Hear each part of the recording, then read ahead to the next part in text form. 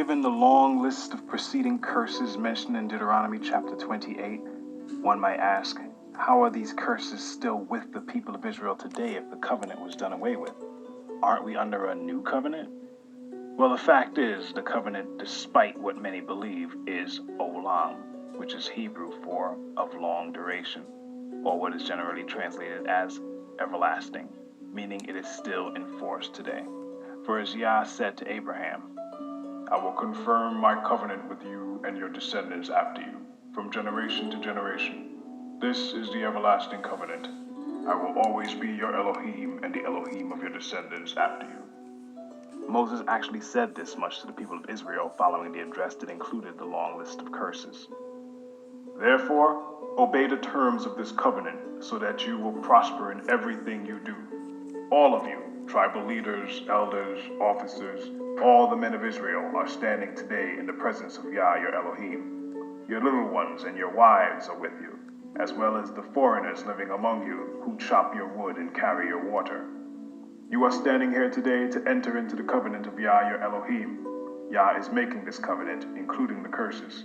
By entering into the covenant today, he will establish you as his people and confirm that he is your Elohim, just as he promised you, as he swore to your ancestors Abraham, Isaac, and Jacob.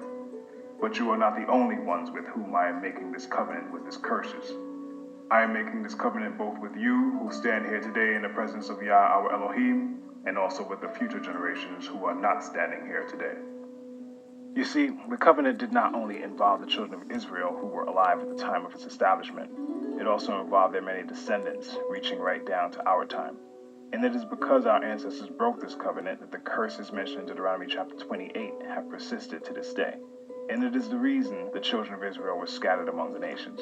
But let's take a closer look at the cause of these curses and our being scattered abroad. The people refused to enter the pleasant land, for they wouldn't believe his promise. Israel, we only worship the Most High. So when he's saying Yah, Elohim and Yah, just worship the Most High only. Promised to care for them. Instead, they grumbled in their tents and refused to obey Yah. Therefore, he solemnly swore that he would kill them in the wilderness, that he would scatter their descendants among the nations, exiling them to distant lands. Then our ancestors joined in the worship of Baal at Peor. They even ate sacrifices offered to the dead. They angered Yah with all these things, so a plague broke out among them. But Phinehas had the courage to intervene, and the plague was stopped. So he has been regarded as a righteous man ever since that time. At Meribah, too, they angered Yah, causing Moses serious trouble. They made Moses angry, and he spoke foolishly.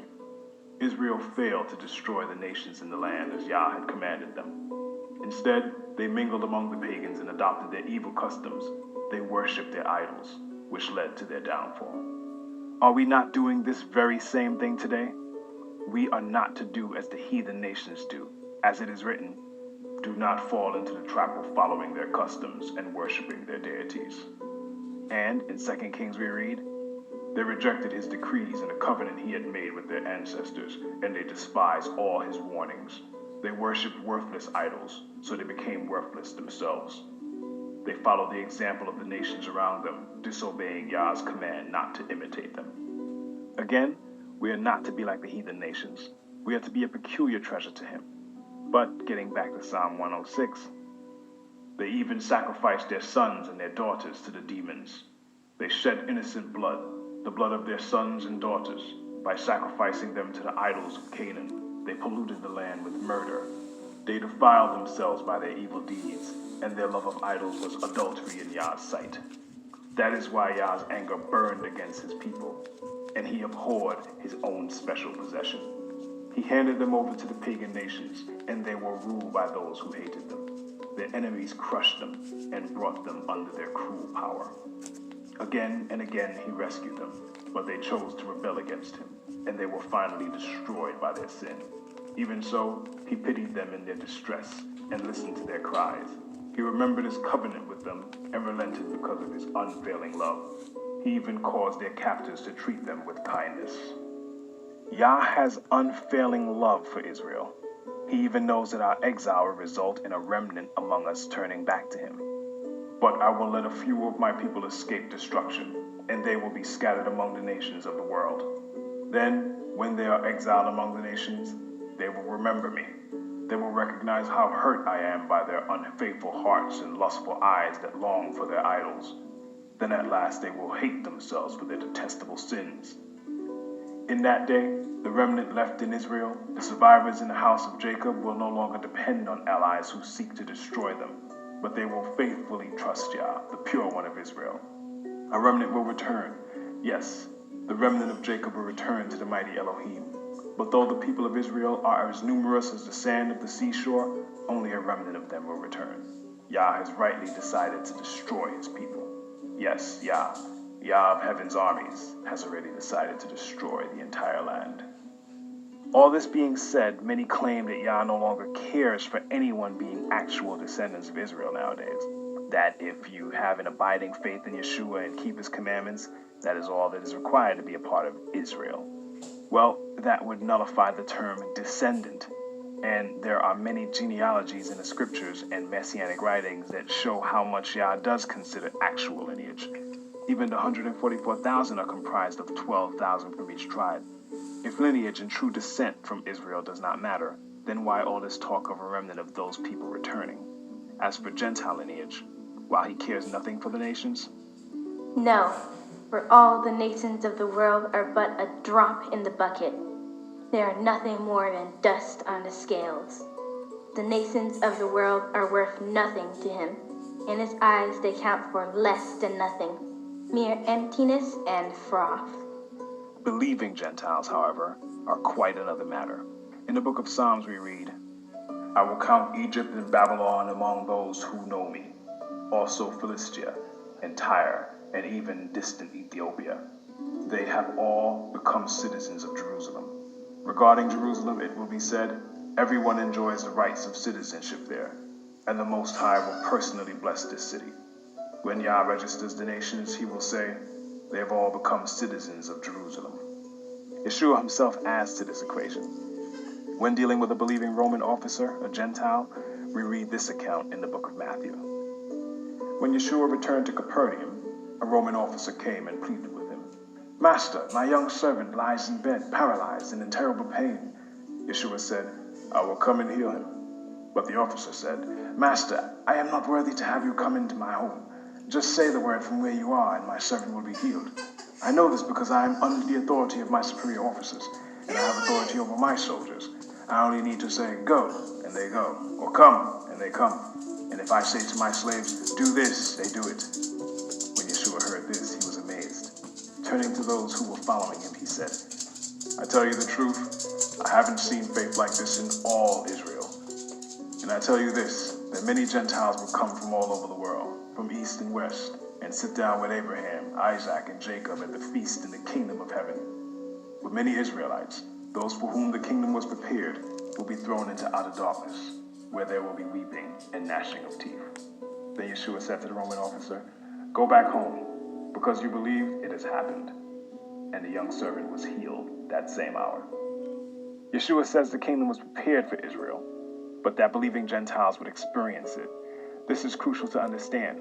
Israel is Israel, and the Gentile nations are the Gentile nations.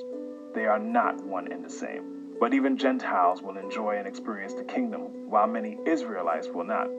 You see, being a true descendant of Israel does not mean one is automatically granted entrance into the kingdom. Many Israelites will be cast into outer darkness for the very reasons our ancestors brought this curse on us. That said, being a true descendant of Israel is vastly important, and Yah says that some of us will come to appreciate this heritage. But now, listen to me, Jacob, my servant, Israel, my chosen one. Yah, who made you and helps you, says, do not be afraid, O Jacob, my servant, O dear Israel, my chosen one. For I will pour out water to quench your thirst and to irrigate your parched fields. And I will pour out my spirit on your descendants and my blessing on your children. They will thrive like watered grass, like willows on a riverbank. Some will proudly claim, I belong to Yah. Others will say, I am a descendant of Jacob. Some will write Yah's name on their hands and will name themselves by the name of Israel. The truth is, many of the true children of Israel do not know the value of their lineage. But even if all of them did know the value, only a small remnant will keep Yah's commandments, loving him with all their hearts, minds, souls, and strength, and their neighbors as themselves, while having faith in Yeshua. But the gateway to life is very narrow, and the road is difficult, and only a few ever find it. Yeshua went through the towns and villages, teaching as he went, always pressing on toward Jerusalem. Someone asked him, "Master, will only a few be saved?" He replied, "Work hard to enter the narrow door to Elohim's kingdom, for many will try to enter but will fail.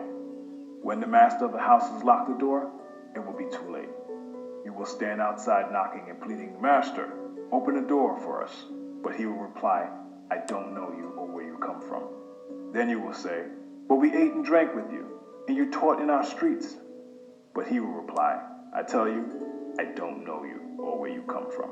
Get away from me, all you who do evil.' There will be weeping and gnashing of teeth, for you will see Abraham, Isaac, and Jacob, and all the prophets in the kingdom of Elohim, but you will be thrown out. And people will come from all over the world, from east and west, north and south, to take their places in the kingdom of Elohim. And note this, some who seem least important now will be the greatest then, and some who are the greatest now will be the least important then."